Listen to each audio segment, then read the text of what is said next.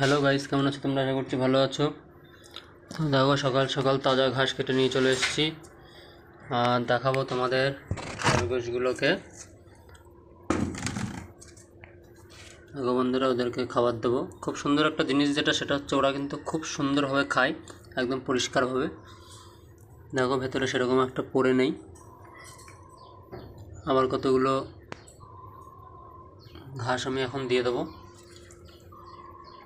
তো দেখতেই পাচ্ছ খুব সুন্দর ঘাস কিন্তু আমি নিয়ে এসেছি।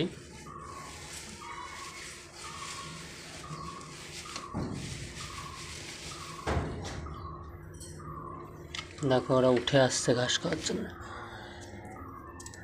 রাত্রেও আমি ঘাস দিয়ে দিই, কারণ রাত্রেবেলাটাই ওরা খায়, একটু বেশি খায়।